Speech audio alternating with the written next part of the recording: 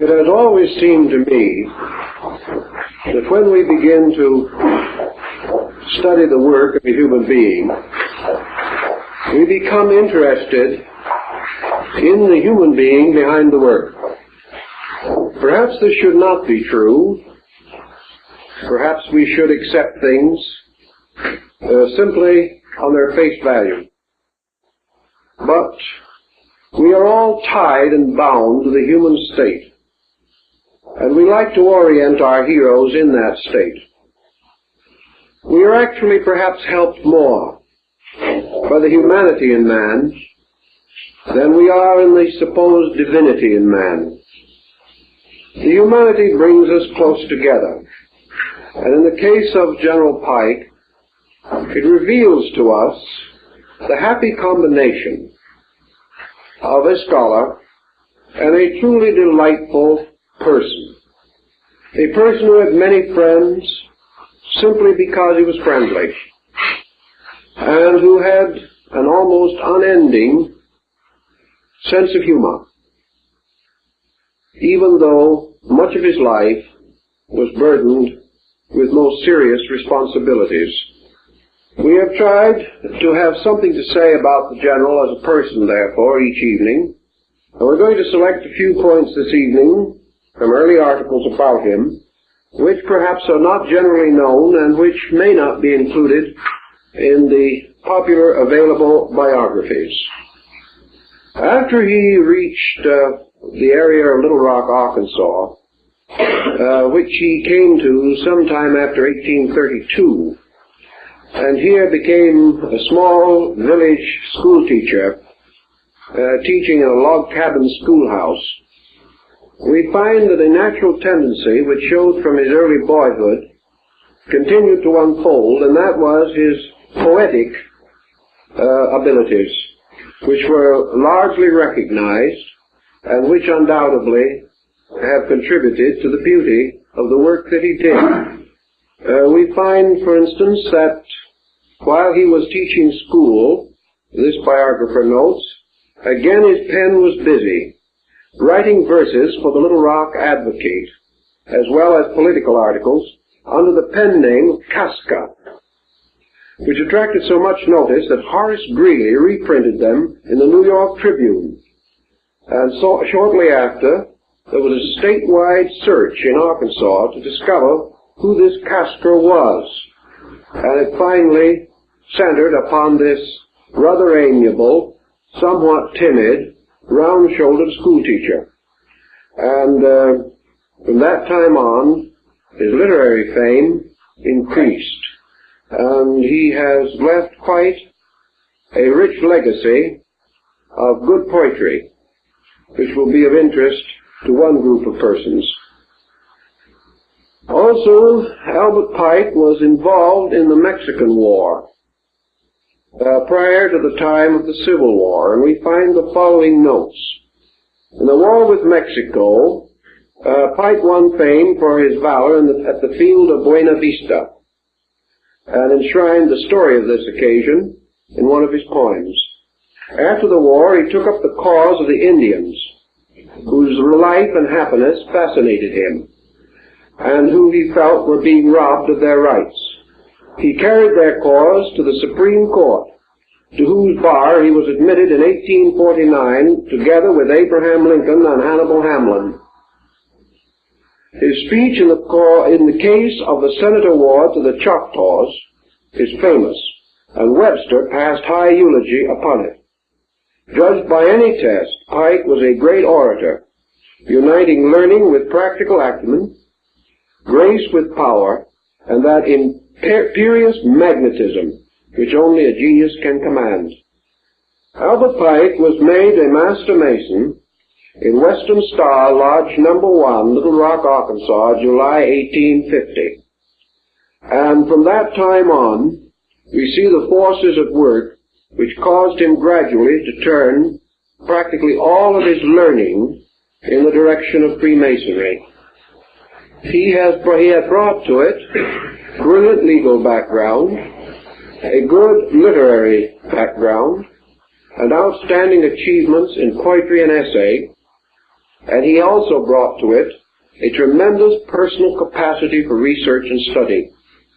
As a result of his initiation into the order and his gradual increasing interest in it from a philosophical standpoint, we find his following summary of the situation which caused him to devote his entire life, practically from that time on, with the brief interlude of the Civil War, to the advancement of the Masonic research program. He says of Masonry, "It began to shape itself to my individual vision into something imposing and majestic, solemnly mysterious and grand. It seemed to me like the pyramids in their grandeur and loneliness, in whose yet undiscovered chambers may be hidden for the enlightenment of coming generations the sacred books of the Egyptians, so long lost to the world, like the Sphinx, half buried in the sands. In its symbolism, which, and its spirit of brotherhood, are its essence, Freemasonry is more ancient than any of the world's living religions. So I came at last to see that its symbolism is its soul."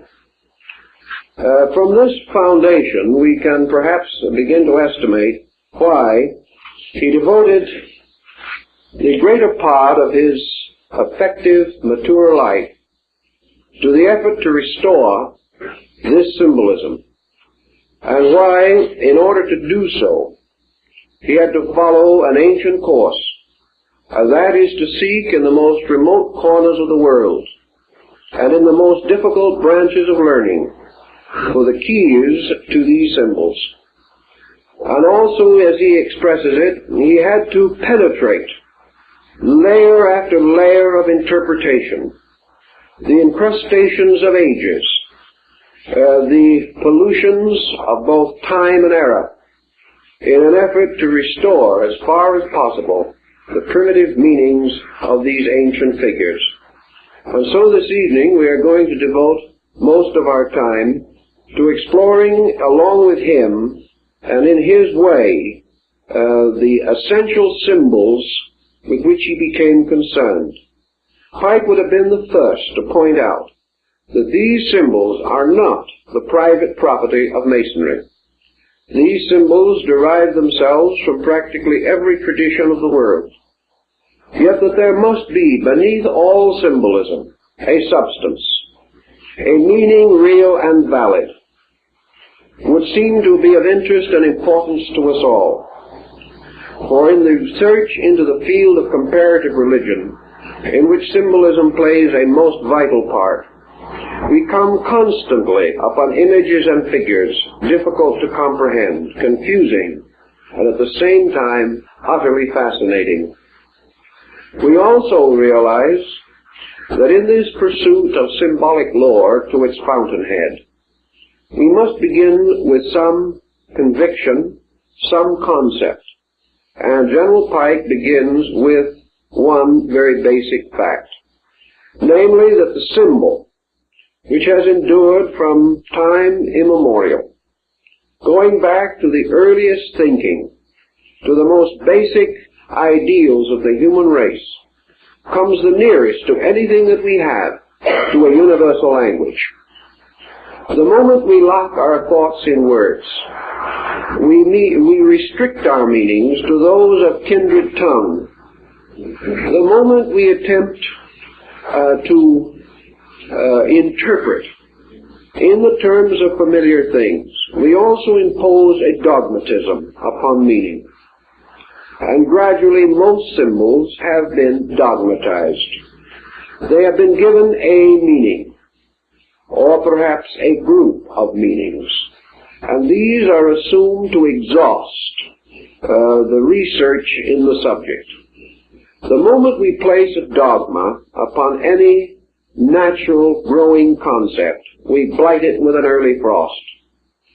We create a pattern of acceptances, a mere lip acceptance of terms and words and patterns, presumably exhausted by those who have gone before us. Pike warned of this very definitely. He stated that there may be 1,000 interpretations already known for a certain symbol. But if we are content to accept any or all of them, we shall some way deprive ourselves of the greatest adventure of all, and that is the personal exploration of the idea, the search within ourselves for meaning, and that the language of symbolism invites us all to search for meaning. He next assumes, which I think most of us here would concur with his belief, that not only was symbolism a language, but it was a language about something. It was a language relating to a particular kind of material, a particular level of fact. And the reason that this fact has remained expressed only in symbolism for thousands of years is due to one circumstance, in itself also undeniable. That is, that men have never found a better way of perpetuating these facts than through symbols. Had at any time the full and true meaning of a symbol been so completely, absolutely, and entirely crystallized that it could be presented in an irrefutable literary or philosophical statement, the symbol itself would have vanished. It would have no longer been significant. Men do not search for that which is found, but for that which is not found. The individual, therefore, is entitled to assume that the language of symbolism relates to something about which there is no common knowledge, about which there is no other adequate instrument for the perpetuation of certain ideas. What type of material would be, therefore, most likely to be locked in an enigma, to be concealed behind some form, shadow, or semblance not identical with its own structure or nature? The answer would have to be that it is some kind of knowledge pertaining to things not to be literally seen, not to be factually examined, not available in their full and pure substance, but to be known only through the lengthened shadows of themselves, cast upon matter, cast upon mind, and gradually molded into a fantastic imagery. Such knowledge as this would therefore not be the knowledge that has descended to us in philosophy. It would not be the knowledge available to us in the rituals and formulas of accepted theology. It would not be the type of knowledge that could be expounded in mere mathematical formula or revealed to us completely under a scientific hypothesis. It has to be something in its own nature so elusive that it cannot be captured and can therefore only be known through this shadow cast by itself. The answer again, in Pike's thinking, is obvious. That which is not available to us in knowledge is simple. It is knowledge itself. In other words, we know about many things and the substance of very little. We have learned opinions on innumerable problems, conditions, circumstances, but this essential knowing, which might cause the individual with the full realization of the meaning of his words to say, "This I know," this level of knowing is exceedingly scarce. And where it exists, it relates mostly to secondary things. We know that the sun appears to rise. We know the length of days and of hours. We know certain laws of architecture. We know certain ways of analyzing the chemical constitutions of things. By mathematical formula, we can split an atom. But by mathematical formula, we do not know what an atom is. The true and essential knowledge, therefore, is not in its pure substance ever available to man in a natural state. If it comes to him, how does he receive it? He must receive it by revelation, by vision, by intuition, by insight. He must in some way gain it through an experience which he cannot share with others.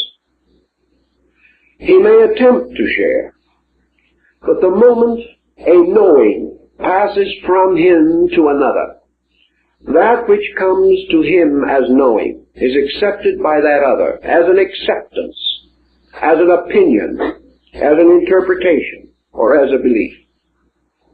Therefore, that which we communicate can be believed by others, but that which we communicate can only be known to ourselves. There is this mysterious interval between self and others. And while our own insight may convince us of the inevitable truth of a thing, we also come upon another dilemma. The insight of others give to them different interpretations of the same thing. Therefore, to say I know is not only an indication of penetration, but it is also a completely individual project. The individual can know for himself. He may know that which is necessary to himself. But this knowing, he cannot say, will be identical with the knowing of any other person. He may like to affirm the philosophical concept that if persons come to the same level of insight, they will attain to the same substance of knowing. But as each person is different, it has become exceedingly difficult to assume or to discover even the levels of insight upon which a number of persons may function. The only levels we have available to us are levels of interpretation, levels of believing, and levels of acceptances. Thus, according to General Pike, it would seem obvious that a symbolism which is extended around the world and descended throughout time to be valid, to be worthy of perpetuation, to hold as it has the admiration of the most learned and the most informed and enlightened of mortals, that this symbolism must deal with these things about which man cannot come to external factual knowledge. These symbols must therefore relate not to effects but to causes, not to consequences as we see them, but substances as they exist in the nature of being. He is strengthened in this concept by another point, namely, that the great wealth of symbolism has grown up around sacred matters. The greater body of symbolism has to do with the attributes of deity, with the substance of human consciousness, with the nature of the human soul, with the substance and material of the human mind, and also, in large measure, with the great circle or cycle of man's psychic experience, leading not only through the years of this life, but postulating the future state of the soul in time to come and beyond the grave. These things, then, relate to certainties which men desire to possess, but which they do not at the present time adequately possess. Thus it is no common knowledge which can be easily rescued and then turned into sermons or into texts, but an uncommon kind of knowledge. That knowledge which has to do with ultimates, with infinites, and with the great universal values which men have sought from the beginning, and about which even now they have come to no common conclusion. If this then be the burden of symbolism, General Pike can justify his own statement that it is to be found in its purest and most wonderful form in the great mystery institutions of the ancient world. These institutions were dedicated to the greatest spiritual values that we know. And the greater the spiritual dedication, The more luxurious was the symbolism employed, the more fantastic the imagery, the more complicated the keys to its unlocking. And wherever we went, or wherever we go in the search of the ruins of ancient wisdom, we behold the sanctuary ornamented with devices difficult to interpret, of unknown origin, and dealing with the most abstract convictions of man. Now, symbolism then breaks down into a series of patterns, and our beginnings of symbolism undoubtedly go back to the dawn of our experience. And for a moment, let us pause and consider some of the most aboriginal pictoglyphs that we have been able to discover in the search for our knowledge of primordial man. On rocks, upon the face of great boulders and ancient cliffs, rising in desert and wilderness, we find strange devices, mostly simple, geometrical, basic forms. These devices are sometimes referred to as picture writing. There are many examples of picture writing right here in the state of California. We find many rocks covered with strange forms and figures. Why were they put there? Who put them there? How shall we decipher them? They were put there by crude instruments, perhaps the chiseling of a stone with a harder stone, perhaps in some cases with the use of early tempered copper, or as the Egyptians, various files and chisels and other instruments of soft metal, their teeth set in jade or in emerald in order to give them a cutting edge. These ancient symbols were put for one reason primarily. They were to perpetuate something. It was that the man who put them there, or the tribe who fashioned this strange picture writing, wished to leave a record of something. Perhaps his basic impulse was completely egocentric, although undoubtedly he had no awareness of it, never having been under psychoanalysis. But in any event, perhaps what he was searching for was one of the most basic needs that man experiences. He was searching, rather pathetically, childishly, desperately, for immortality. He was searching for that mysterious quality of not being forgotten. He wanted to live. He wanted to live in one of two ways that he knew that man could live.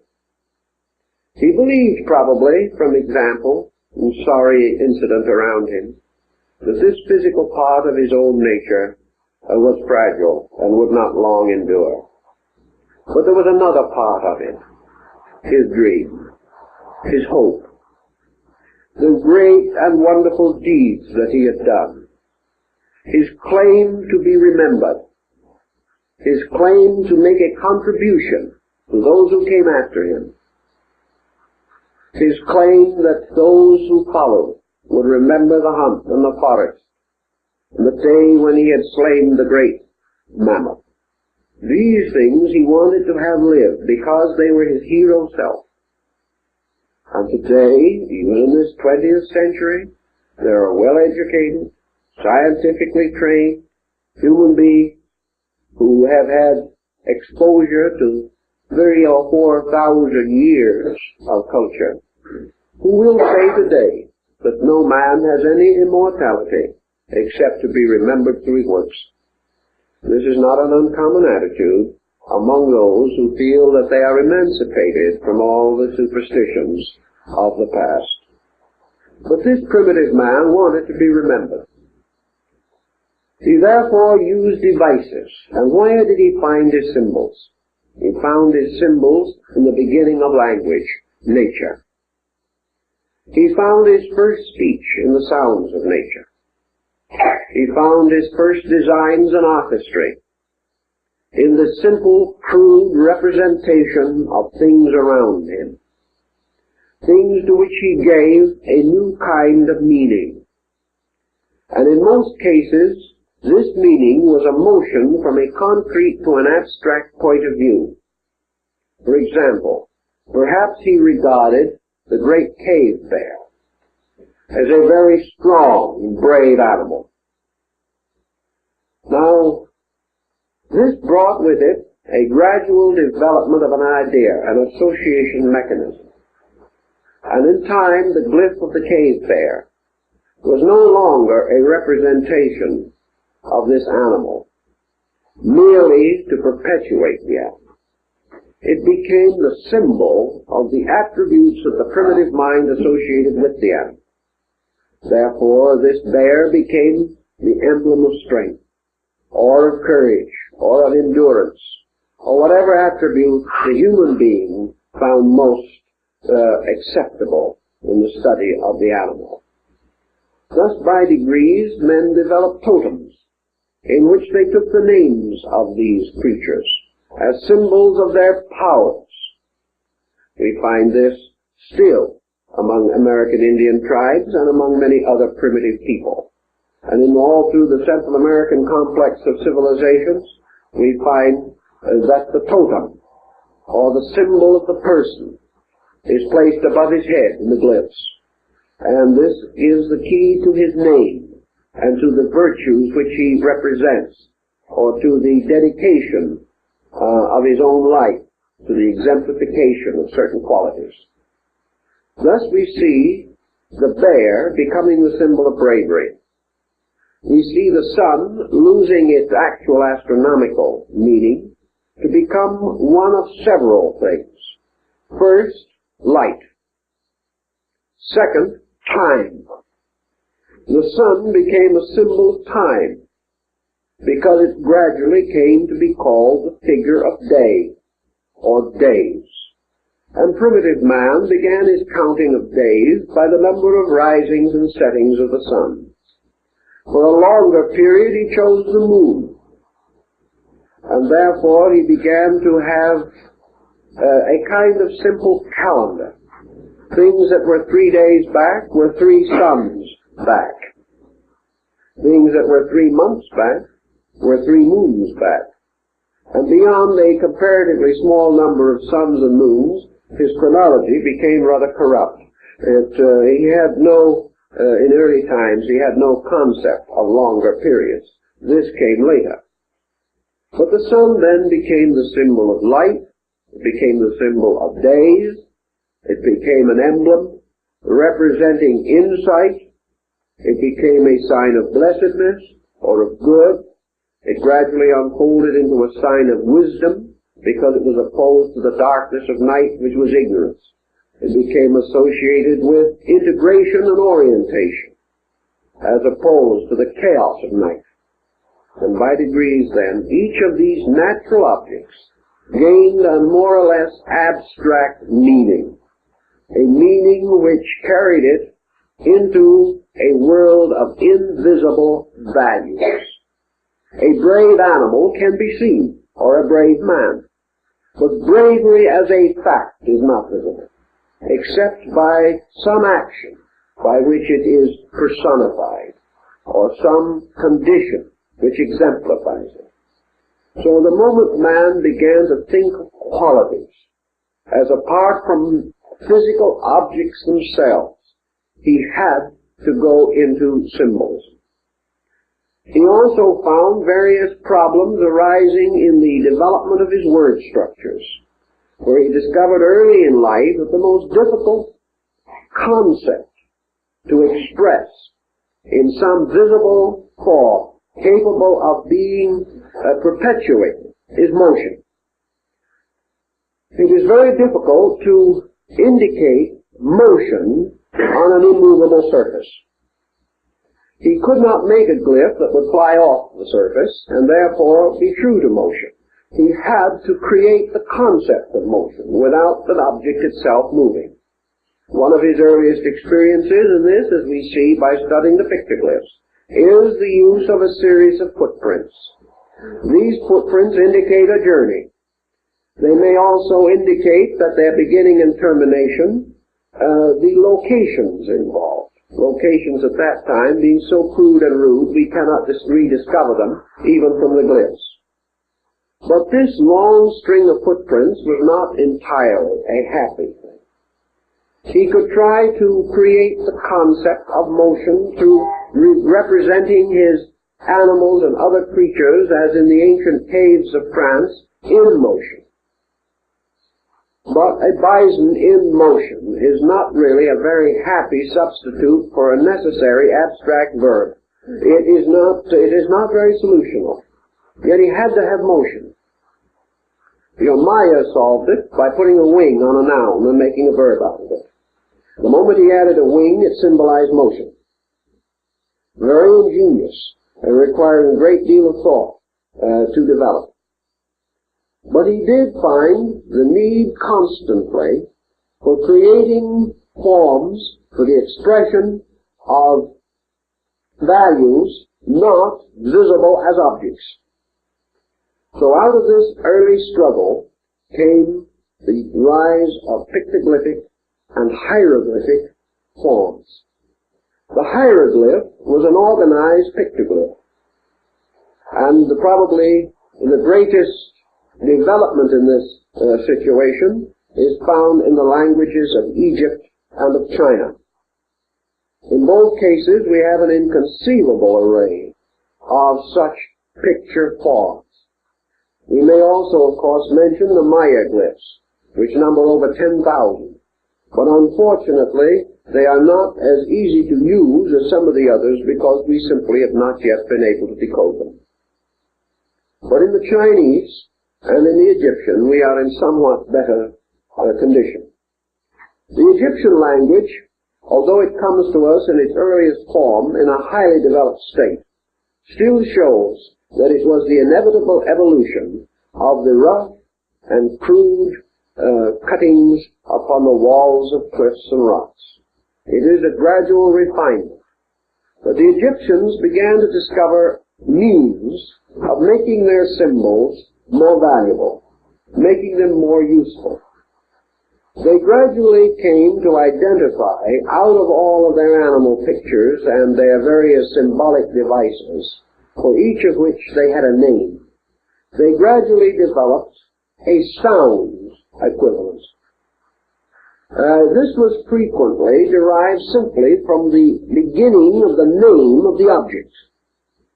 And an object like, for instance, arm, representing the human arm, suggested to them the possibility of the R sound as well as the complete name.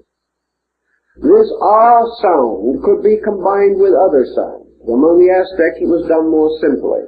They took two creatures, for instance, they wanted to make a word out of two names. So they would take the name for tiger and the name for snake. They wanted to use the first half of the name for tiger and combine it with the last half of the name of snake. So they made a glyph, the front end a tiger and the back end a snake. And then they proceeded to read it. It gave them, therefore, the possibility of bestowing this glyph as a name upon something. And this is how we read the place names of the old Mexican cities and towns. They placed this glyph in association with a little device called a mound. And when the mound and the place name were put together, it meant a city. If they drove a spear or an atlatl through the mound, it means they had conquered the city. And one by one, these simple devices developed. So the Egyptian language passed into a new form, in which it consisted of both ideas and of sounds. This became rather complicated. But it also gave rise to the possibility of the Egyptian attaining a certain written form in which he was able to express sequences of abstract ideas, and used for these sequences hieroglyphs which suggested sound arrangements, and by their grouping, compounding names of objects. When they wished a word or a section of glyph to represent primarily a sound, or an order of sounds, as in the case of a proper name, they placed a cartouche around it. That is, they drew a line around the entire thing, saying this is one word, instead of a series of glyphs. So in most of their manuscripts we find picture writing, hieroglyphical development and structure, and then every so often an encircled group of characters signifying that these shall be read together to form a name, or to form a proper word of some nature. This went on until gradually the pictoglyphic form began to fade away, and the symbols were not essentially changed, but passed through a condition of human carelessness. This human carelessness caused finally these glyphs to be drawn so poorly that as glyphs they were comparatively undecipherable. The individual taking these pictures simply streamlined them. He created a kind of shorthand out of them, using perhaps only the principal stroke of a particular glyph, the one stroke which distinguished it from all other glyphs. And he found that by degrees he could speed up the process of writing, and the hieroglyphical form about the beginning of the Christian era began to drift into the hieratic form, which consists of the loss of the symbol in a conventionalized letter. As this proceeded more rapidly, the advantage of the picture glyph as a means of identifying objects gradually ceased, and the entire process moved into an alphabetic form, with words spelled out to form new dimensions for the concepts to be perpetuated. This also followed definitely in connection with the Chinese method of writing. We find that the original glyphs were very often very close to the object represented. Their little pitched roof character, which is essentially a roof originally meant a covering, consisting of two lines drawn this way, just like the sides of a roof. Well, that was a covering originally. It finally became very much more involved. The oldest Chinese glyph for a horse, for example, has 4 small dashes under it to represent the horse's feet. It was pretty literal.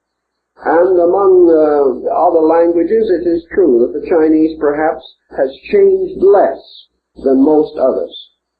Now, the Chinese have a symbol for tree, a very simple glyph.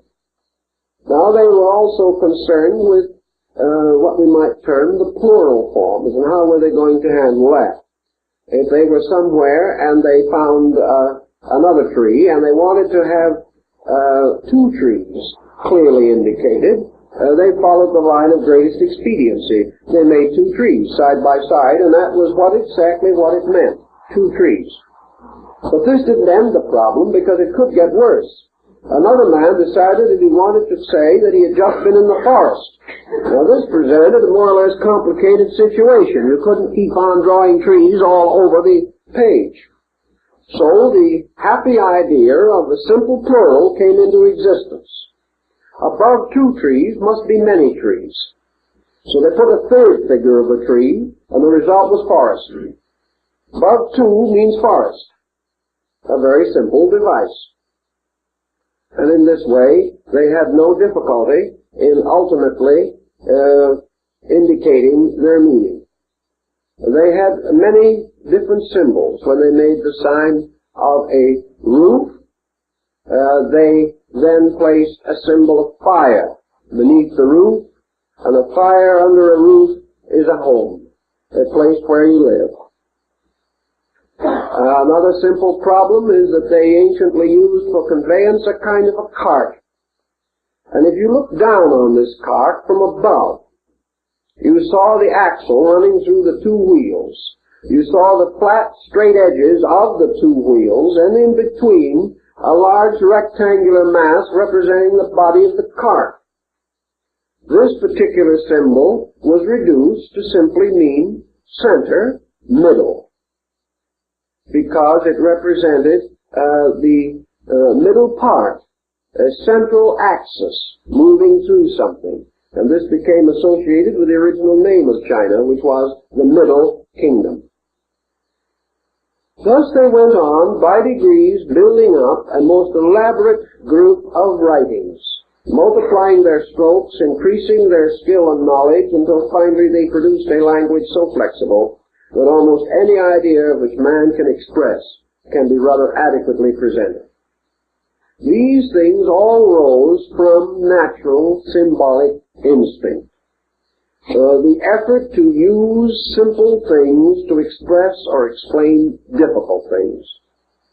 The effort to convey a total picture of a meaning, and at the same time lock it only in a very few strokes or letters. To do this also, of course, created a kind of association. The individual who knew approximately the meaning to be intended got the complete impact of it, perhaps even more completely than we do with words today. They got the feeling of what was intended. They got a simple and direct relationship. We're not so far removed into polysyllabic forms as we are. And they did not have to rush to the dictionary the way we do, because they had a very quick grasp of the symbolic idea. Now, these are primitive things, but they point the way along which General Pike was exploring. And it comes then to the next important conclusion which he reached. Namely, that nearly all symbols arise from nature. A symbol is a form, and it must be derived from a form. We cannot have a symbol, a picture of anything, unless that picture is derived from something within our world of experience. Therefore, the picture must be the result of man's own eyes. He may add to the eyes certain reasoning powers, but he must first use the eyes. He cannot conceive of a form which does not exist, nor can he make a picture involving a pattern which has no similitude in life or nature. Thus he was forced to derive his language from his world and from the world of circumstances. Pike, however, points out what several other authors have also noted, namely that the selection of these forms and the investigation in the effort to discover appropriate forms for ideas forced primitive man to a most dramatic conclusion. Namely, that all forms around him in nature are themselves symbols. That a tree is a symbol. A tree is not merely a symbol for man to use. Man is simply taking a more ancient, natural symbol and reusing it. The fact that the tree is itself visible to his eyes is enough to prove that this tree is a visible extension of something not visible. Therefore, man can see the tree as it grows, but he cannot see the principle of tree. He cannot immediately apperceive tree as reality. He cannot know the light behind the tree, except by watching the operations of this life as these operations cause the tree to grow, or to in some way modify the various visible values which it exhibits. Thus nature is itself one vast symbol, one inconceivable relationship of forms, all bearing witness to that which is not form. A number of particulars bearing witness to invisible principles that lie behind all concept of particular. Thus the authority of symbolism lies not in man's need for an expressing medium. The authority lies in the divine way of working. The universe itself, moving into manifestation, moves by projecting its own powers through forms, and these forms are symbols of these powers, mathematically, geometrically crystallizing around waves or rays or rates of energy, so that everything that exists is in some way a witness, an evidence, a kind of emblem, standing for a principle, itself invisible. That this principle may be spirit, may be soul, may be mind, may be God, makes the symbolism only the more significant. For here we are confronted with the visible testimony of facts unseen, a kind of covenant by which man stands forever in the presence of his own greatest source of instruction. Thus, as Pike points out, the universe is a great university of symbols, a tremendous school of emblems and devices, through the contemplation of which man comes finally to understand himself, his world, and his Creator. Thus, symbolism involves us almost immediately in a series of great abstract values.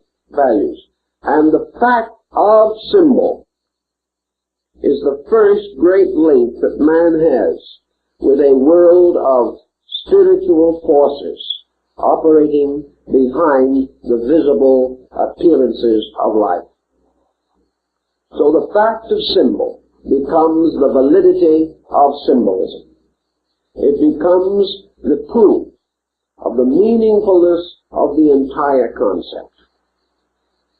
Man creating symbols, therefore, derives them by bestowing upon forms and likenesses already existing and already having meaning, other meanings according to his own qualified understanding. Therefore, he takes emblems having an absolute meaning, and he gives them a new relative meaning, in order that he may use them for the extension of his own awareness in some direction or under some condition. If, therefore, the Chinese makes a glyph for the home, consisting of the combination of roof, fire, and the woman symbol, he is therefore expressing a basic concept. These devices are not home, nor are we to assume that he is merely attempting to establish the concept of a house. He is working for something else. He is working for the moral and emotional overtone of home. He is looking for its spiritual value, its ethical implication, and thus he captures in these basic forms ideas which are in harmony with his own insight. Yet each of these forms may have another meaning, a meaning especially in themselves. And this is true where the selection particularly involves natural working or natural objects rather than the artificial productions of man, as in the case of house, which is something man himself has built and therefore has a meaning peculiar to man. But when he draws upon the earth and the sky and the flower and the rock, he is drawing upon things which he did not himself create, and therefore which have meaning apart from him, even though he wishes to give them a meaning of his own. In this way, symbolism has gradually associated itself with an infinite diversity of interpretive factors. And these interpretations, extending on through time, have been refined and revised with the changing of human beliefs. The ancient meanings have been restored and lost again. and finally new meanings have been imposed upon ancient substances which no longer seem relevant. Man, however, hit upon one other happy device in the development of symbolism. He knew that he was concerned to a measure with the restricting circumstance of literalism. There was always the deadly danger which man faced, namely that in the field of learning, if he drew a picture of a tree, the student would be satisfied to say this is a tree and feel that he had solved it all. If, therefore, he surrounded the man primarily with only natural symbols, the human being would be almost in the same condition he would be without any symbols, because there are enough natural symbols forever around him. He sees the alternations of day and night, he beholds growth, he beholds all the strange and wonderful workings of natural law. These are his heritage. Therefore, to merely reproduce them for his intellectual advancement would scarcely attain its end. He would only be using a crude substitute for a nobler original. But man discovered, perhaps through his sleep consciousness, through dreams and other things, that he could introduce an element of fantasy into the representation of these forms. He could create a class of forms called composita. He could make a thing unworldly by putting together natural emblems and symbols in an unnatural relationship. He found, for example, that as long as he drew pictures of men to represent his gods, the tendency of the people was to come to the conclusion that the gods were men. It read downward instead of upward. Instead of conveying the impression really that man is a god, the reverse became the common acceptance.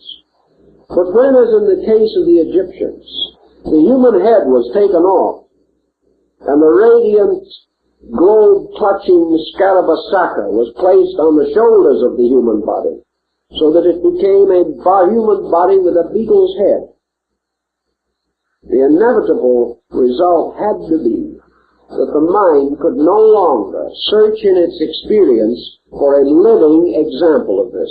They just couldn't do it.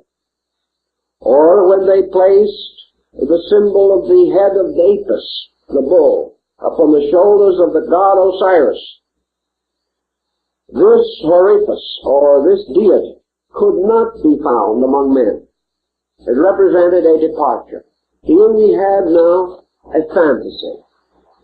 We had an unworldliness bestowed by distortion, or by the creation of an unnatural combination, leading to the recognition that the symbol had to do with something not of the common experience of man, but dealing with something else, something that could not be so easily interpreted and would have to be examined and explored upon a mental level or upon some plane of insight superior to that of ordinary mortals.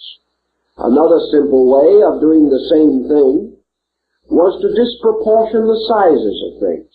A very common practice, for example, in East Indian art. Here a great sage, teacher, or one of the deities is represented as a colossal figure, and the human disciple or student as a very small figure kneeling at its feet. The great figure thus became a symbol of unworldliness, a giantism, which elevated it beyond the common experience of man.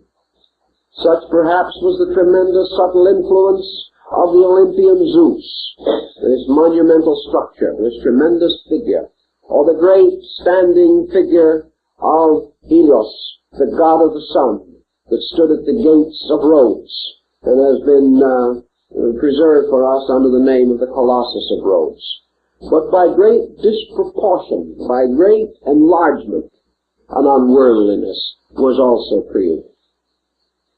Began the refinement of things, so as to create an unworldliness.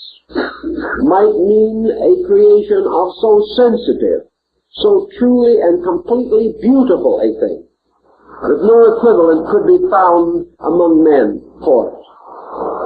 Thus sublimity was used as a means of exaggeration.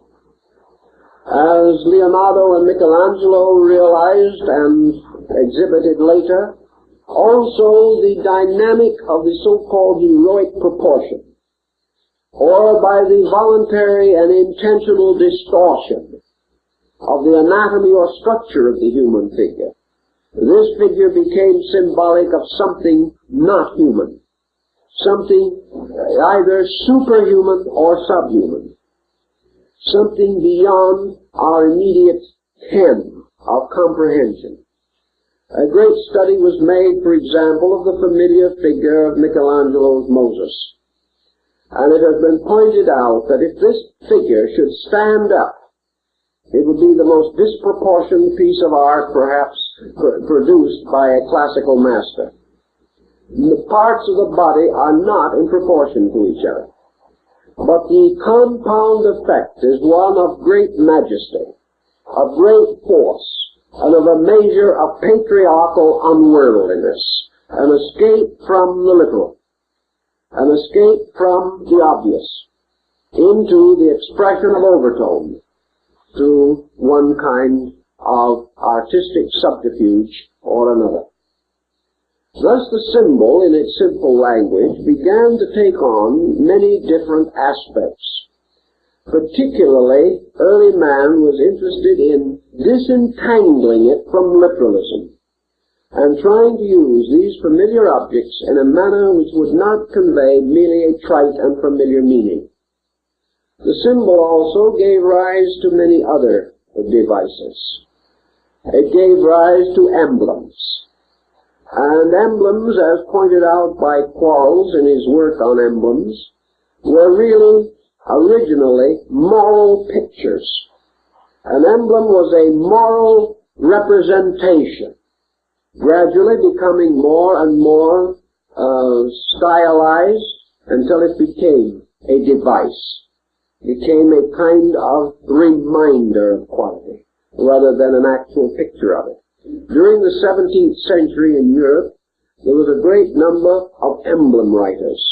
These writers moralized upon practically every symbol, device, work of art, statue, jewel, fabrication of antiquity that we know. Every one of these had to be interpreted to have some bearing upon the moral need of man. The purpose was to produce the good man, or to remind the individual of moral virtues by simple pictures.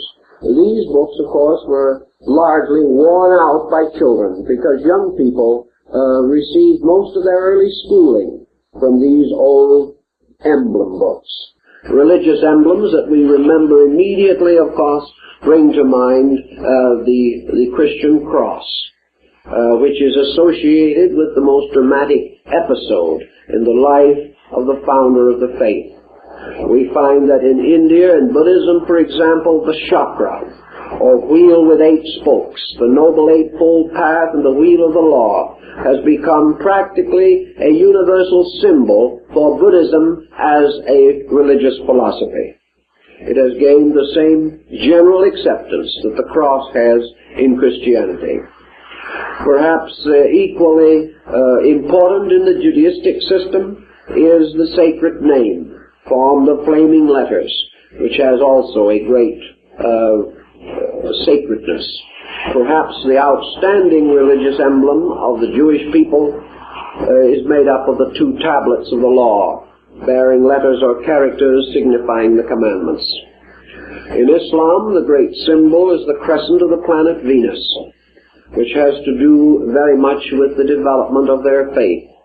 And this has been universally accepted among Muslim states. Among Hindus, the most common symbol is the Omkara, or an elaborate device formed of the letters of the sacred name. These devices we generally recognize today as the trademarks of religions and faiths. In China, Taoism, of course, is represented by the yin-yang symbol, or the 2 hemispheres interlocking, the light and dark hemispheres of a circle. All these emblems have therefore gradually come to be identified with great systems of thought, and they become immediately able to stimulate in us a basic grand picture of a doctrine, of an idea, or of a way of life. These are the more simple explanations, however, and we must still penetrate into that field of research in which Pike was most concerned. He came to the conclusion that there was an essential and valid language of symbols, an alphabet of them, that while in various nations they were somewhat modified, still there was a great body of symbolism, essentially sacred, and essentially dedicated to the perpetuation of knowledge without revelation by word.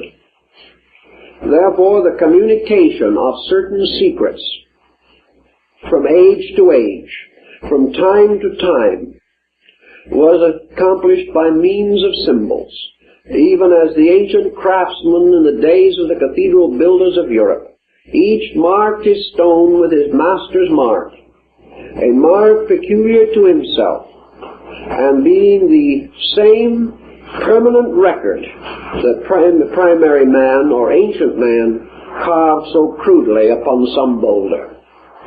This record of the master's marks also extended throughout the world, for the same marks that are found on the cathedrals of Europe are also found on the Taj Mahal, on the Qutb Minar at Delhi, and upon the great monuments of the Hindu and Muslim world.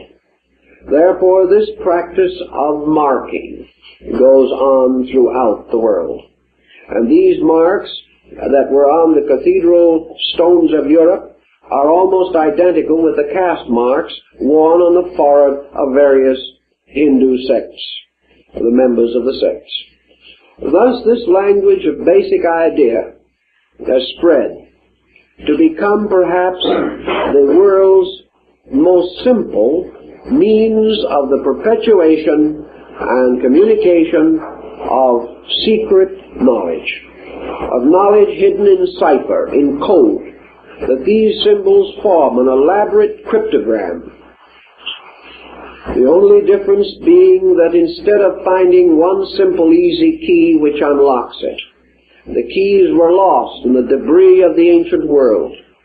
And Pike said that it was his opinion that these older keys would not be found again, that these keys had disappeared with the invaluable guidance given by the ancient teachers who had themselves vanished from among us, and that the great heritage of symbols still stands before us as the unlocked treasure house of knowledge, and that until we ourselves set to work to follow the words of Omar, the tent maker, to file from our own base metals the key that will unlock the door, that these symbols must remain comparatively unintelligible to us.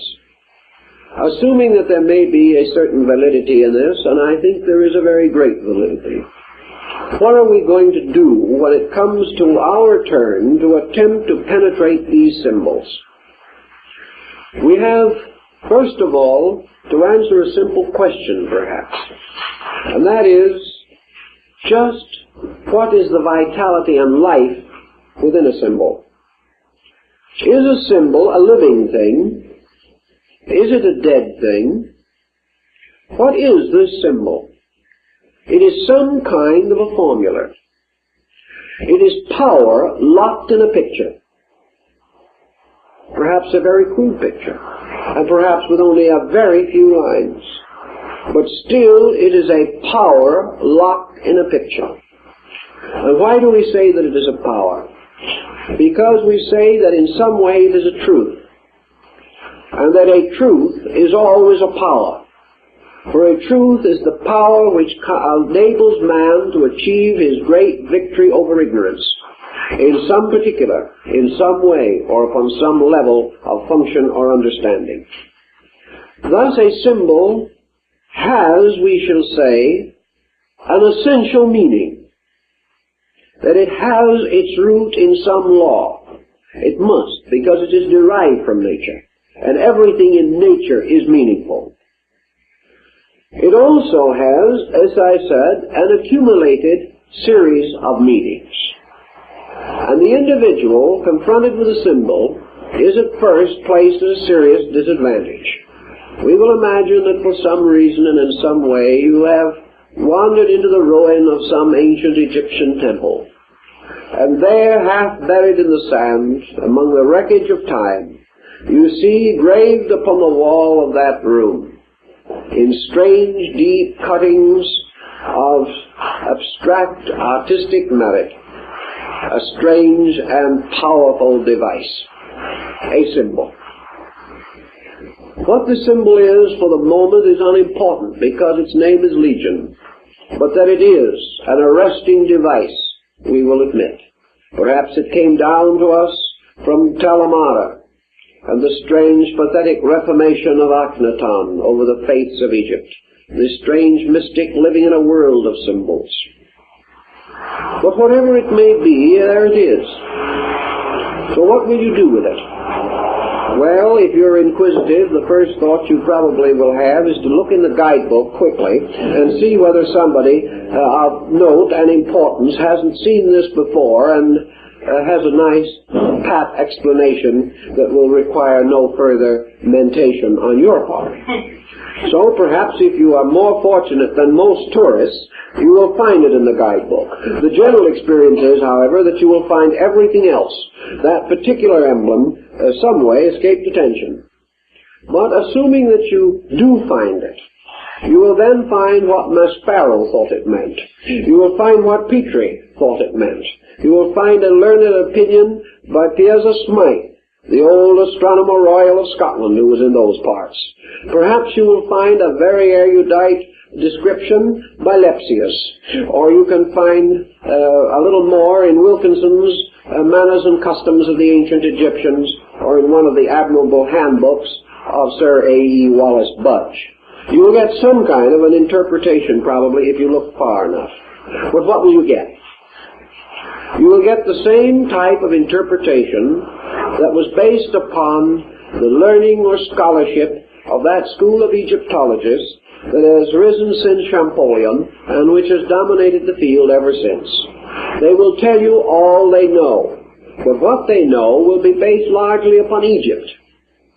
Well, Egypt in the days when that symbol was cut also had a great deal of knowledge about its own time. Probably it knew more about its day than we will ever know. Had this symbol then simply been a trite representation of something already known, it probably would not have been placed there. The Egyptian only put it there in the first place because it represented something that he could not reveal in any other way. Something that meant something inside of him, not just merely the perpetuation of ornate devices which were everyday knowledge to himself, even though they may be extremely mysterious to us. So a great symbol was a great symbol in Egypt at the time it was placed on the temple wall, just as much as it is a great symbol today. And it is quite possible that thousands of Egyptians went by that symbol during the great period of the dynasties, and they did not know what it meant. Or it may be that it was anciently the wall of a sanctuary, where an initiated priest in his mysterious robes of blue and gold and wearing the great gilded triangular apron of his sect brought the neophyte and there attempted to unfold for him some strange and recondite meaning for this emblem. But one thing is sure, the emblem is not going to be easily unlocked. It is going to fight to hold its secret just as much as you may fight to take that secret from it. As Pike said in his little article I read to you, each of these symbols is a kind of sphinx, and each one who comes into the presence of it and tries to solve its riddle is also a kind of Oedipus. And this Oedipus must either solve the riddle or perish at by the cruelty or the strange device which he has been unable to fathom. So we come into the presence of the symbol. And we realize that it represents design, that perhaps, like the famous old Etruscan frying pan, it was a masterpiece in higher mathematics, and that only by a mathematical code can we decipher it. But then when we have deciphered it, we lift a veil only to find other veils behind. How then shall we approach the symbol? Shall we approach it only with the hope that, or perhaps even the fear, that we shall discover that the Egyptian knew as much as we do? Will we approach it in the possibility that it may contain some interesting and novel formula that we can dramatize or fictionalize in our way of life? Probably from any one of 100 reasons. If we glance a second time, we will continue to ponder the symbol. What then is our answer? We have some reason to believe that it was put there by someone for a reason and a purpose. That man could know us, or would have any great or powerful interest in our way of life, is rather unthinkable. Man looking at the symbol is not fulfilling it. It is not merely intended to draw out of him the experiences of his century. It is interesting to see, however, to what degree this symbol becomes a drawing power, and may also draw out of the individual levels of knowledge that he did not know he possessed, because he had never before been subjected to a riddle. A riddle forces the individual to probe within the recesses of his own knowledge, seeking for something that at least has a bearing on the problem, or a clue, or some association, by means of which the unknown becomes intelligible. But even if he does this, and he does it thoroughly and painstakingly, he only arrives at a certain formula of his own, passes on, his place is taken by another man who repeats the process. Each, because of different experience, comes to a somewhat different conclusion, and the symbol is consequently always a mirror, reflecting that which is within the beholder, casting back himself upon himself. But its own inscrutable mystery is still utterly locked. Therefore, this attitude is not entirely satisfactory. So the symbolist, and Pike belongs to that group, points out that in order to break the symbol, in order to actually penetrate it, it is not possible merely to make a photographic reproduction of it in our minds, or to battle out our brains against its strange and fantastic construction. There has to be another way. There has to be something else. And that something else implies the possibility of the individual becoming receptive to the total impact of the symbol itself. Not only to discover what it can mean to him, what it may have meant to the Egyptian, but also what it really means. And this real meaning implies, of course, something else also. That in a moment of inspiration, someone put it there. What this inspiration level was, we cannot know.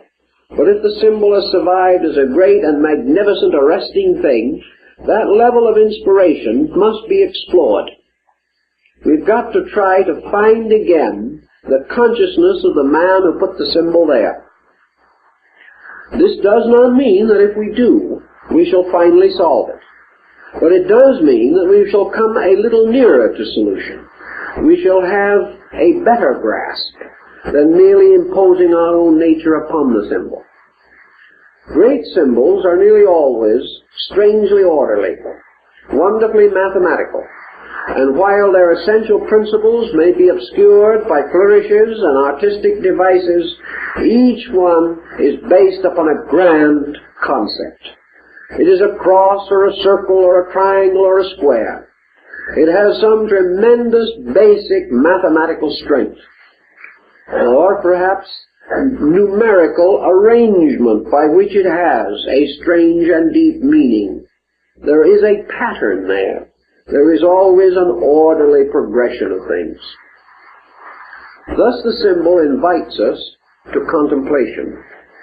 It invites us not to an aggressive effort to conquer it.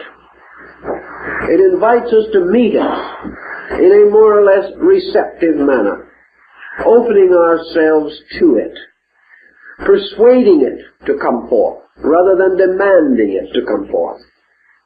It also must free us in some way from our own eternal resolution to read into that symbol our own meanings, or the meanings of our times, or the ethics of our times, or the morality of our times. What we must try to find out is what it meant.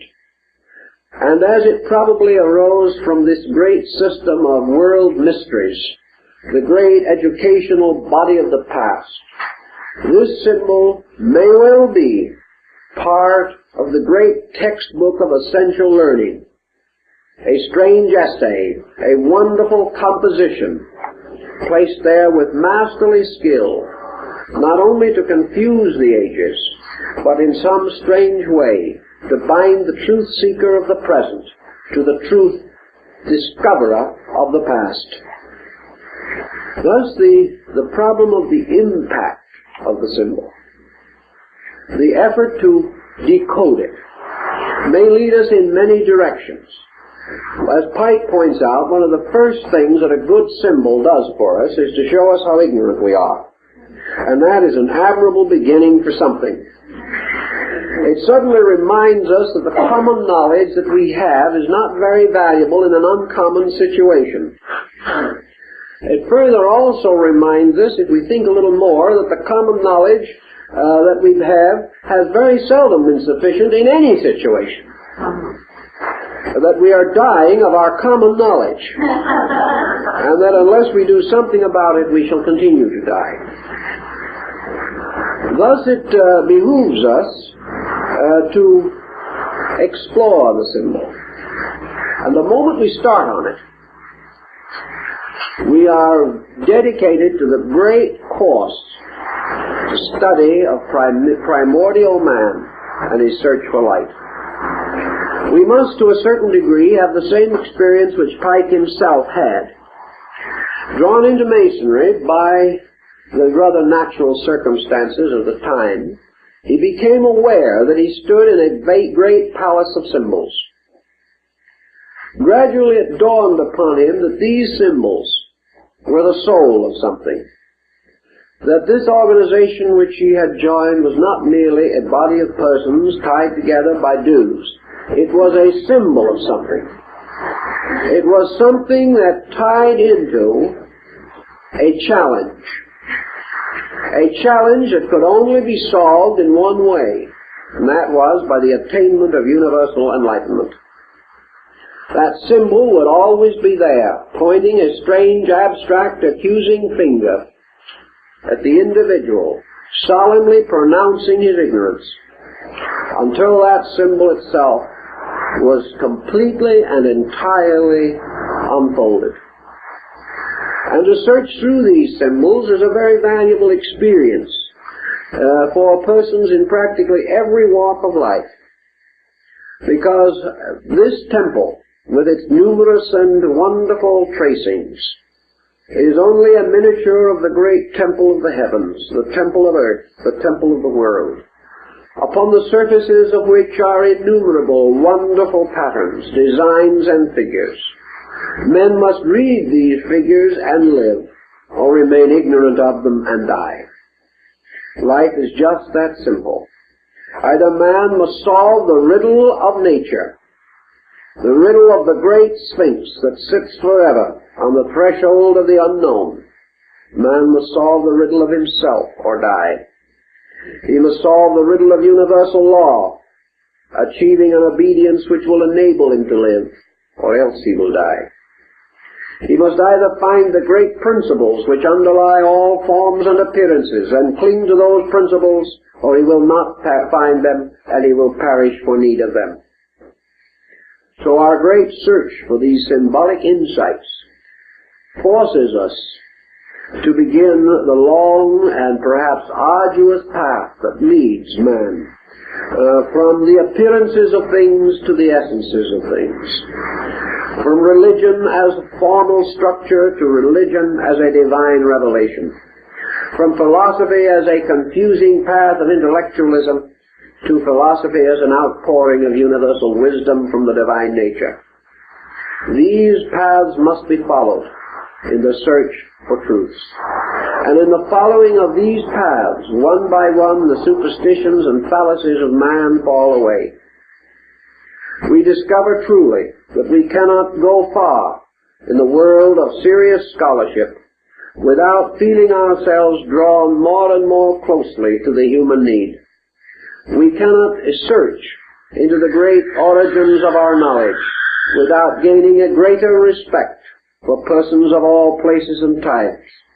The symbolist seeking to find the answer no longer lives in a world of believers and unbelievers.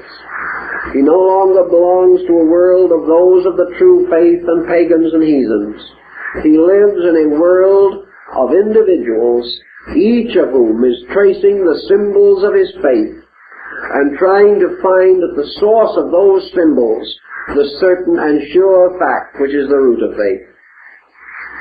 Thus universal knowledge gradually opens. And in every field of life we use the symbols of our trades and our professions as ways of discovering the nature and substance of ourselves. Arts and sciences are of very little value if merely accepted for themselves. But if each is represented and recognized as the pronaos of a temple, a gate leading into an inner sanctuary of greater knowing, then even the simplest things that men do become emblems of the deepest things men seek. Thus the body becomes the emblem. To the physician, the course of the blood, the structure of the muscles, the arrangements of the bones, the chemistries of function, all of these things are symbols of universal truth. To the architect, the laws of building become the symbols. To the painter, color, form, organization become the symbols. To the musician, sound, notes, keys, scales. All these things become the emblems and symbols of universal knowing. For everything men do is symbolical of the one thing that man is trying to do, and which he goes about so awkwardly and so often with such profanity of spirit. To discover these emblems, to unlock their secrets, then causes man to begin the long journey, the great journey into homelessness, as Buddha called it. This journey that goes on and must leave behind by degrees everything that has been established as a fixation, as a point, as an inevitable. One by one we outgrow our own ultimates. One by one we pass beyond the smug certain boundaries of our own particular worlds, to go out into homelessness, to go out into this state which is seeking only truth, and which cannot find this final form in any place along the path, but must rest a while with some opinion and doctrine, and then pass on into the wilderness again, seeking for that which is beyond words or description. Thus approached, the symbol becomes a tremendous dynamic, a way of leading all human beings into causes and paths of personal growth. The moment, for instance, that we take the sacred literature of the world and we look beneath the surface of it and we accept scriptures, writings of this nature as great works of symbolism rather than as historical works, we leave the fireside of the historical home ground and go into homelessness. We go into wandering. We go into an unknown world in which perhaps there seem to be no guideposts at all. But actually, we cannot help it, for the simple reason that no matter how sincere we may be, we must ultimately find any pattern of beliefs too small to allow for the growth that goes on in ourselves. Now, when we say that we pass on from one level of symbolism to another, Pike points out to us also that these levels do not deny each other. The fact that we have outgrown a symbol or left it like some dead seashell along the shore of life's great ocean does not mean that that meaning we have left behind is untrue. It means, however, that it is incomplete. It means that no matter how fondly we have embraced it and held it, we have not exhausted the symbol. We have come to some pleasant and appropriate acceptance, perhaps an acceptance which we share with 1 million, 10 million, 500 million other human beings who also have accepted this acceptance and built their values around it. But this does not mean that this acceptance is ultimate, nor does it mean that there can be no greater key to the same symbol. Thus, for example, in our modern time, as we pointed out in an earlier course that we gave, in our modern time, we have to depart from one of the most common and literal of all symbols, and that is history as moral instruction. We soon discover that the least meaning of a symbol is its history, or the historical event or circumstance with which it is associated. No man can find salvation by reading history alone. He may contemplate upon it and discover salvation, but the mere acceptance of it will not do this. It is only that he can unlock history with the same dynamic key which makes it bear witness to universal realities. Only in this way can he find in history the great spiritual inspiration without which his purpose is in vain. But the literal, the historical, is the deepest and heaviest veil upon a symbol. And from this we must pass immediately, not denying the history, but denying that history will save us, and go on to search and explore the universal meanings behind these devices. Almost immediately, we do realize that we share symbols, that the triangle, which we use so commonly, I've seen it over the doors of countless churches, this upright, blazing triangle. We share it with the Greeks, we share it with the Chinese and the Hindus, we share it with the Muslim and the Persian. We share this symbol with other people all over the world. Thus, by the fact that we share, comes into light another interesting point. Great philosophical, religious systems of mystical symbolism are in many cases emphases. They are not separate revelations, not religions apart from all other faith. They are man's search for truth, held within a framework of time and place, and subjected to the environmental limitations of race, of nation, of political histories, and many things of that nature. But the principles behind these faiths are unfolded peculiarly according to the need of certain peoples, under certain conditions, and under certain pressures. It may well happen, then, that it will require all of these faiths, and then more, to unlock the meaning of the simplest symbol. It may mean that in one emblem we shall have to go through a dozen faiths in order to begin to perceive the law and principle that underlies it. Now these faiths in turn may be exhausted, and we may still not come to the very essence of the symbol. Because the essence of the symbol, like the peculiar meaning of a dream, is extremely elusive. And as the modern psychologist realizes, these symbols arise from very deep psychic pressures within the collective or folk structure of humanity. But assuming that we have studied, that we have begun to explore these things, along this way of searching, we make many other discoveries. And in the search for essential truth, the byproducts are almost as important as the product itself. Because along the way we gain admiration for our fellow men. We gain understanding of their searching. We gain inspiration from the great and beautiful truths that they have discovered. We gain fellowship with them in the simple problems of their living.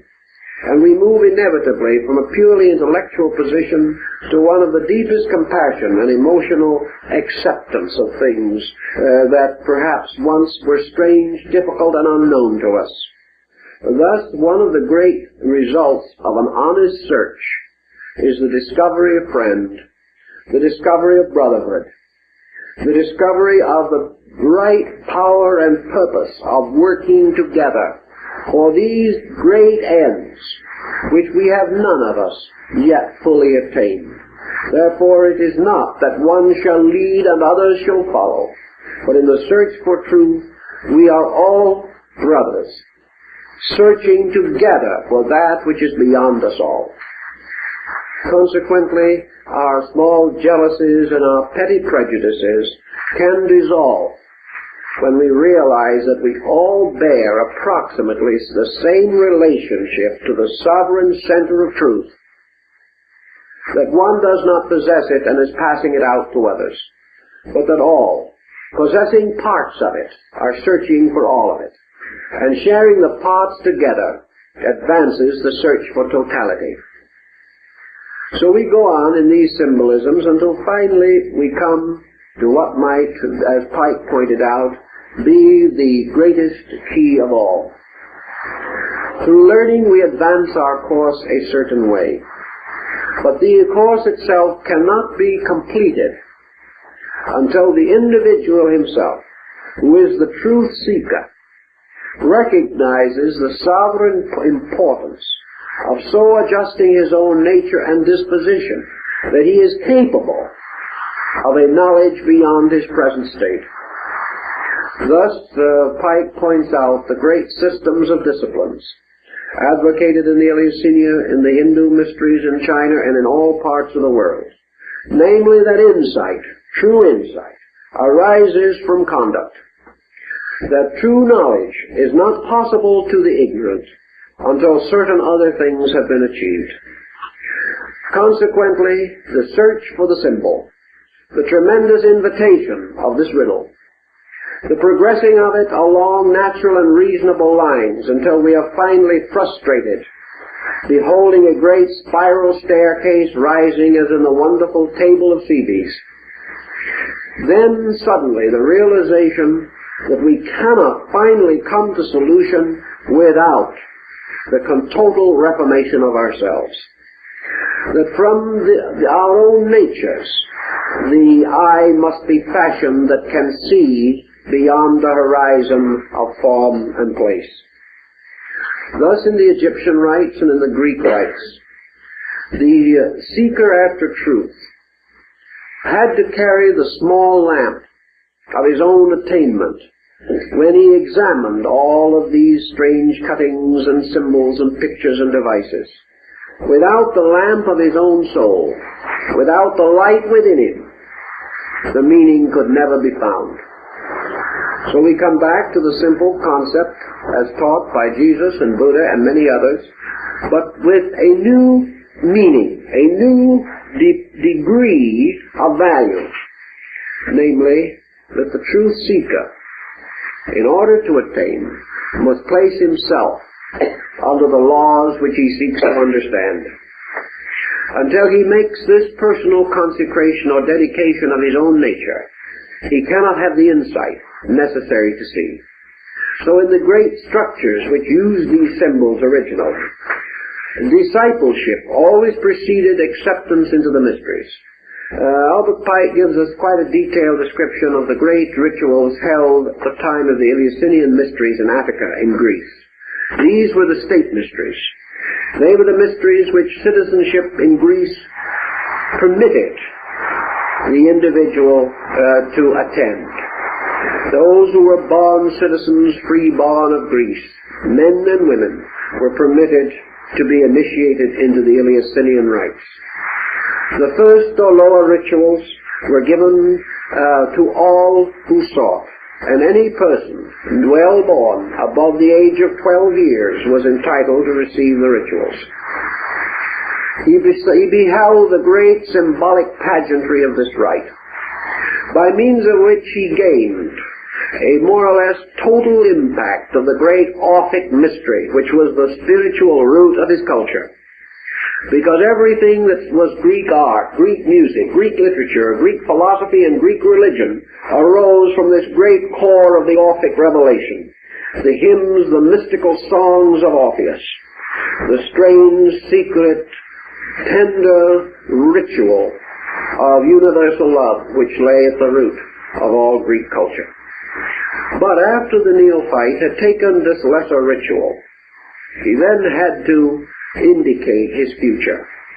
He had to wait for years before he was eligible to take the greater ritual, for which only certain persons were entitled. He had to earn this. He had to wait for it. And his waiting and his earning was a matter of great expectancy. Some way he knew or sensed or felt that this other experience was a strange transforming thing, that to pass through the great rite was to be born again. And as surely as he was so twice born, he was given the keys of heaven and a great power over the world and universe in which he lived. But the priests in sober and contrite circle warned him of this important step. They warned him that this ritual, this greater degree, would only be conferred upon him when he had attained certain virtues in his own life. Only when he could honestly prove that he was no longer dominated by the ordinary impulses of human nature, that he was no longer selfish, no longer arrogant, no longer easily moved from the quiet contemplation of values, no longer a vengeful or worrisome mood, no longer envious of the success of others, no longer subject to the tyrannies of life, that gradually he had subsided and subdued these things within himself, that quiet, dedicated to truth alone, willing to sacrifice life and honor upon the altar of reality, then and then only could he enter the sanctuary. Then and then only would he be given the great rites. For strangely enough, as General Pike also points out, the supreme wisdom is reserved for those who no longer need it. In other words, this ritual becomes merely a symbolical thing, because it is by the path leading to the symbol that man gradually discovers its meaning. He gradually subsides these obscuring factors within his own nature, and as he becomes truly still within, and has transformed all base values into the purest alchemical gold of transmutation and regeneration, he beholds the great symbol moving in as it moved in upon St. Hildegard of Bingen, the sky opening, the earth beneath his feet opening, the air filled with symbols, everything moving into life. And by that time, his own cleared insight shows him the kind of world that brings him to his knees in absolute admiration of the ineffable beauty, sublimity, and divinity of even the simplest form of life. And General Pike says there's not the smallest bird that flies in the sky, and he was very fond of birds, that does not clutch forever in its talons the silken thread of universal truth. In other words, it is inseparable from nothing. Nothing can be divided from it. So when the neophyte, having passed his test, having become wise in the wisdom that is not of this world, having gradually subsided and subdued all these false pressures within himself, is at last brought into the presence of the symbol, the mystery of which he sought to penetrate. And coming into the presence of this symbol, he is no longer in the presence of a question at all. He does not say, "Now I know what it means." He does not say this line means this, that line means that, and where these two come together means another great and vital point. I am overjoyed. Now I will go home and live with my symbol. He does not say anything of this nature, because as the Eleusinian initiate learned, when he comes into the presence of the symbol, like Akhenaton before the great hand-rayed sun disk of the Aton, he looks upon it. He sees no longer a symbol. He sees no longer a device. He, as the ancient said, he sees merely the blazing form of God. All symbol ends in the fact that that symbol is a veil over the face of God. He is no longer interested in an answer, because the answer blazes into him. He is in the presence of the ineffable. He is in the presence of a thing that has come to life because he has brought himself to life. And he stands thus in the presence of the All-Radiant, and falling on his knees, he does not ask, he worships. And when he has achieved to this point, he has solved the mystery of symbolism. All other things must precede it. He must remove the veils one by one. That behind all veils of form, of words, of thought, of meaning and idea, behind the last of these veils is the great face of the ineffable. And when man takes away the last veil, only God remains. This concept is the meaning of this tremendous, vital search for the significance. It is the search for the Holy Grail. It is the search of the orders of the quest through the ages of chivalry. It is the end of the mendicant's wandering. It's the end of the Hindu's pilgrimage around the rocky base of Mount Kailasa. It is again this endless search for the Chand Shambhala beyond the sky. It is always the same. It is the search for the substance behind the shadow. And the wise discover in the end that divinity is the only substance behind the shadow. And that to discover this is to be one with it. To discover this is to lose the interest we have in the particular and adore the great gilded structure or golden radiant structure of the universal. This is our way, and each of these symbols is a little thread leading us through a labyrinth like that of Ariadne. And out of this labyrinth we must find our way, or else be killed by the Minotaur that guards its deepest parts. So man, escaping along the thread of symbol, finds it much easier to escape this way than he does through the heavy and clanking chains of dogma. He finds that dogma does not open him, it closes him. He finds that explanations, as commonly given, do not open him, they close him. The only way explanations open him is when he realizes that this is an explanation, but we must continue on for the explanation. We must find the name of the symbol, and when we receive that name, we discover that its name is namelessness. It is a very critical and difficult thing for us to understand. But names disappear in the substances for which they stand, words in the ideas for which they are but symbols. And the world as form, the world as idea, the world as thought, the world as symbol vanishes in the world as God. This was the wisdom of the ancients. This was the old path.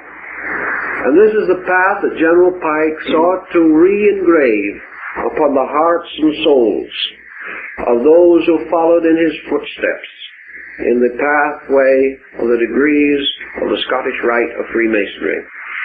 He was seeking to remind them from their various stations and their various places, with their numerous loads, burdens, responsibilities, prejudices, and opinions, that this was the old road, the ancient road of man growing up by piercing pictures and going on to the material value which was behind them.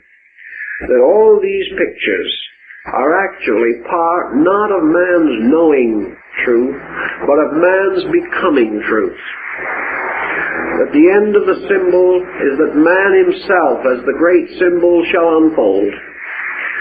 That every symbol invites man to grow from within his own nature, not merely by interpreting it, but by experiencing it.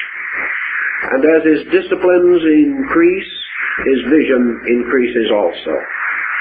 Now, one of the simplest of all disciplines is scholarship. Because it orders the mind, it makes things regular and reasonable. It usually dedicates the individual to some cause beyond wealth, for most scholars are proverbially poor. It causes the individual to create dedications that become very important to him. And also he gains a certain self-discipline by which he is able to advance further. Thus, through scholarship and through attentiveness, he strengthens resources. But he also comes then to another veil through which scholarship cannot pass. So at the proper time he must cast it down, preserving only to himself the power of self-control which it has given him, and go on into another kind of dimension of experience, in which everything that he has seen from afar comes nearer. Everything which he has seen through a veil darkly, he may contemplate face to face. And this way the symbol strangely draws him on. It is like Goethe's eternal feminine that draws man ever across the great abyss of illusion. The symbol is therefore quite truly the great ornamentation of man's great temple of ethical growth. It is an eternal testimony to his need and an eternal doorway to the fulfillment of that need. Pike would then not be incorrect when he said that the great wealth of a society or an organization lies in its symbols, that these are its locked soul, and that these symbols can not only unlock them themselves, but they can unlock the souls of those who seek to understand, and therefore bridge this strange and incredible interval between appearances and substances. Thus, in the world of symbols, let us be mindful, and let us also recognize the importance of finding that in the end we may say, now I know. And then if we are asked what we know, we must answer, I do not know. This thing that is found as a total experience. It is not a discovery of a particular, but the tremendous impact of a universe opening, blazing its eternal splendor upon our consciousness, and drawing us once more into the solemn and sacred union with that eternal value, that eternal life, that eternal power, which is at the root of us. So we open both the innermost and the outermost, and we open the furthermost with the innermost. And as we unfold the utility, the mystery within ourselves, we see its blazing likeness unfolding in the symbol before us. This is the great concentration symbol, the great mandala, which locks the world. At the end of the quest, man coming finally to know, discovers not that he knows, but that he is. And in the attainment of becomingness, all mysteries are solved, all secrets are unveiled, all riddles answered. And these riddles are all concealed within the mystery of the divine mind and the divine spirit. And the symbol is the path that leads through itself to that which is beyond human comprehension. I think that is a fair statement of General Pike's opinion, and I think it is very well worthy of our thought and consideration. To its fountainhead, we must begin with some conviction, some concept. And General Pike begins with one very basic fact, namely that the symbol, which has endured from time immemorial, going back to the earliest thinking, to the most basic ideals of the human race, comes the nearest to anything that we have to a universal language. The moment we lock our thoughts in words, we restrict our meanings to those of kindred tongue. The moment we attempt to interpret in the terms of familiar things, we also impose a dogmatism upon meaning. And gradually most symbols have been dogmatized. They have been given a meaning, or perhaps a group of meanings. And these are assumed to exhaust the research in the subject. The moment we place a dogma upon any natural growing concept, we blight it with an early frost. We create a pattern of acceptances, a mere lip acceptance of terms and words and patterns, presumably exhausted by those who have gone before us. Pike warned of this very definitely.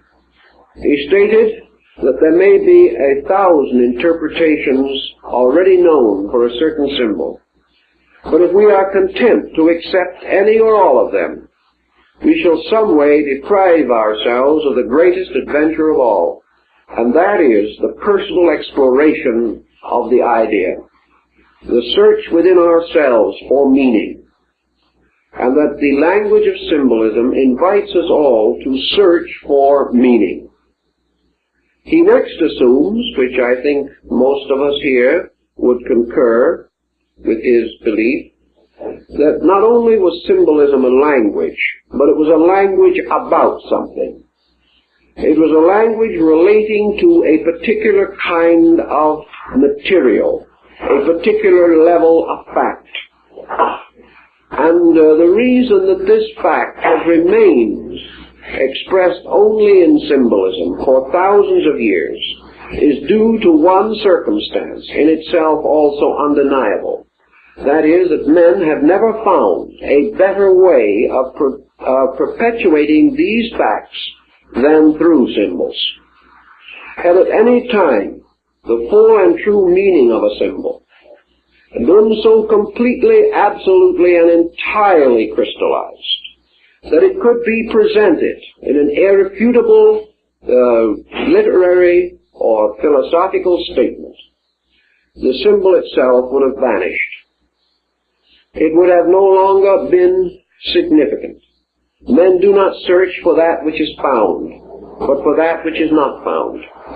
The individual, therefore, is entitled to assume that the language of symbolism relates to something about which there is no common knowledge, about which there is no other adequate instrument for the perpetuation of certain ideas. What type of material would be, therefore, most likely to be locked in an enigma, to be concealed behind some form, shadow, or semblance not identical with its own structure or nature? The answer would have to be that it is some kind of knowledge pertaining to things not to be literally seen, not to be factually examined, not available in their full and pure substance, but to be known only through the lengthened shadows of themselves, cast upon matter, cast upon mind, and gradually molded into a fantastic imagery. Such knowledge as this would therefore not be the knowledge that has descended to us in philosophy. It would not be the knowledge available to us in the rituals and formulas of accepted theology. It would not be the type of knowledge that could be expounded in mere mathematical formula or revealed to us completely under a scientific hypothesis. It has to be something in its own nature so elusive that it cannot be captured, and can therefore only be known through this shadow cast by itself. The answer again, in Pike's thinking, is obvious. That which is not available to us in knowledge is simple. It is knowledge itself. In other words, we know about many things and the substance of very little. We have learned opinions on innumerable problems, conditions, circumstances, but this essential knowing, which might cause the individual with the full realization of the meaning of his words to say, "This I know," this level of knowing is exceedingly scarce.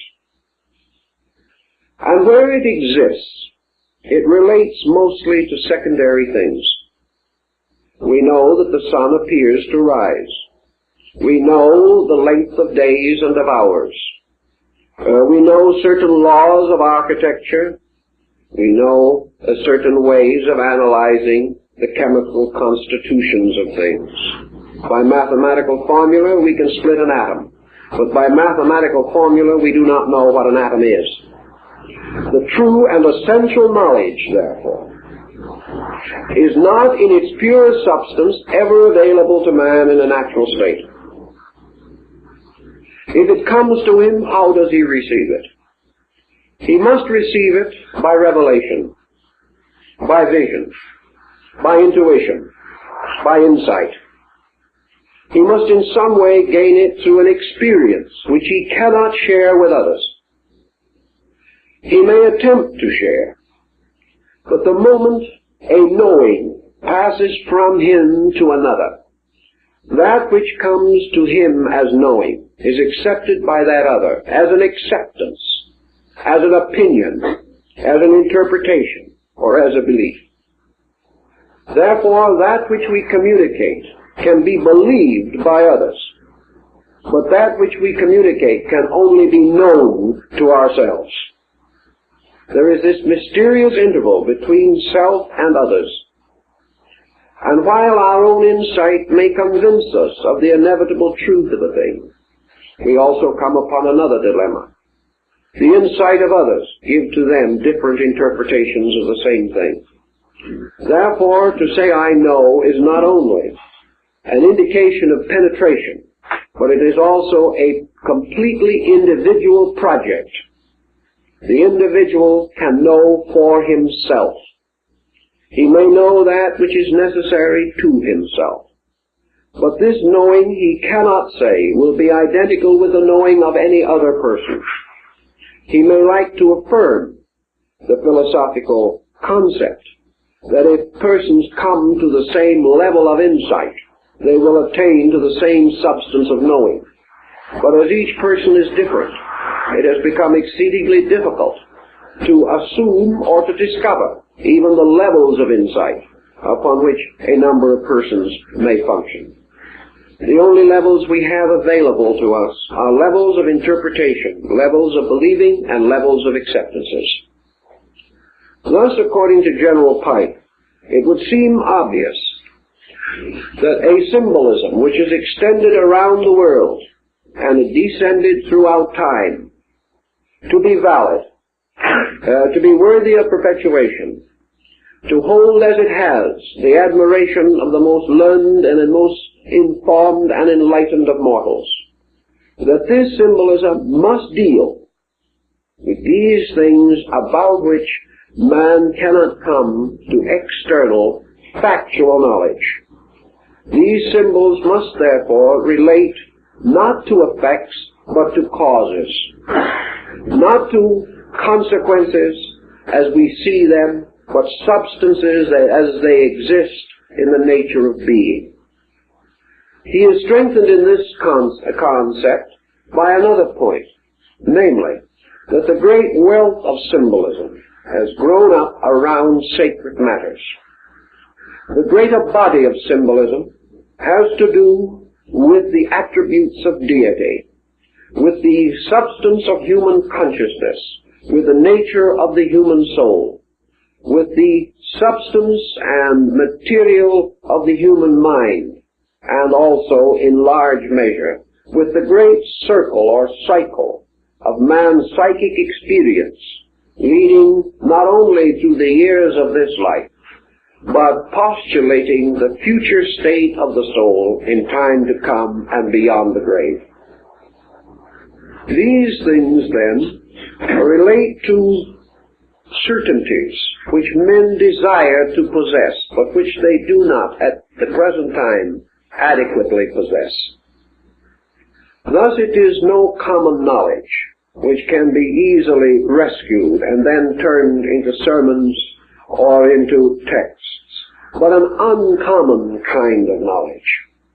That knowledge which has to do with ultimates, with infinites, and with the great universal values which men have sought from the beginning, and about which even now they have come to no common conclusion. If this then be the burden of symbolism, General Pike can justify his own statement that it is to be found in its purest and most wonderful form in the great mystery institutions of the ancient world.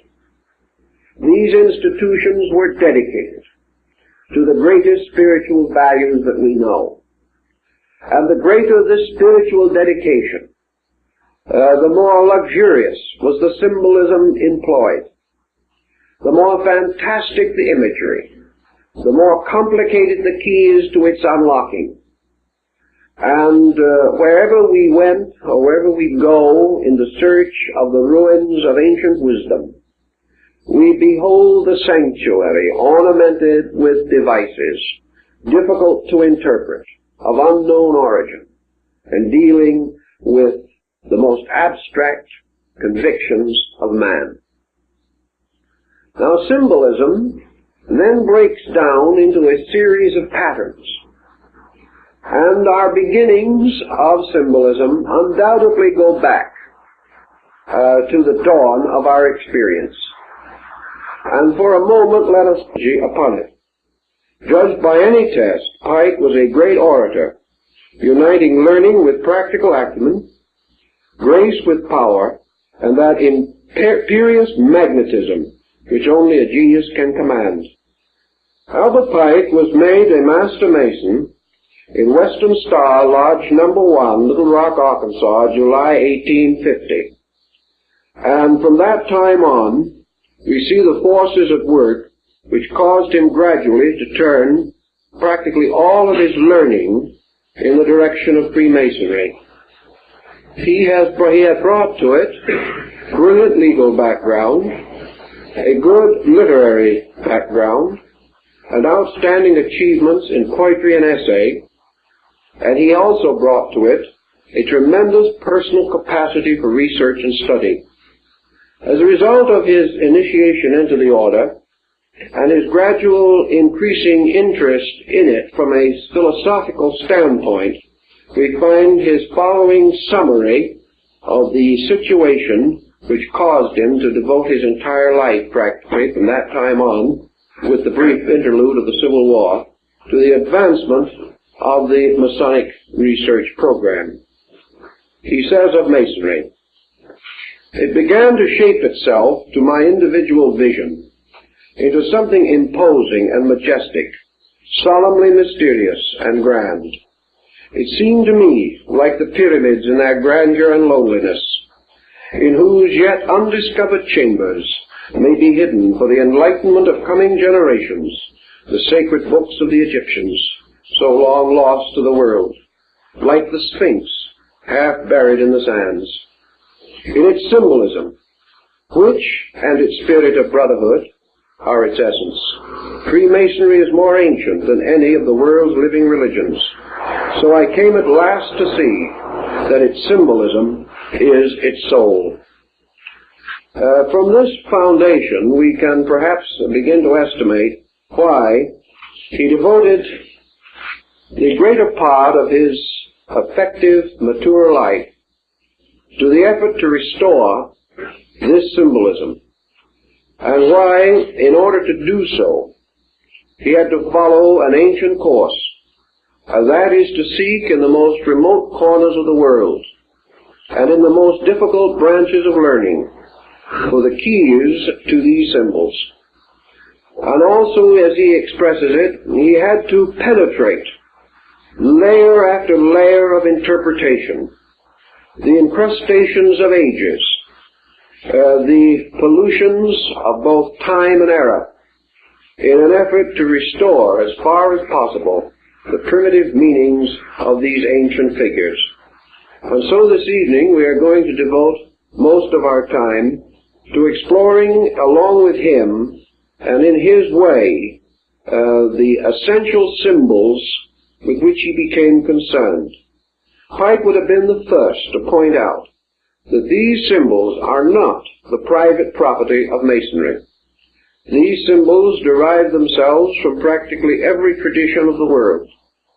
Yet that there must be, beneath all symbolism, a substance, a meaning real and valid, would seem to be of interest and importance to us all.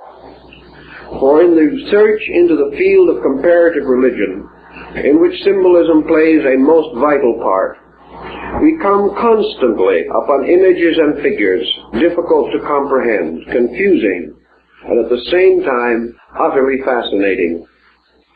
We also realize that in this pursuit of symbolic lore, it has always seemed to me that when we begin to study the work of a human being, we become interested in the human being behind the work.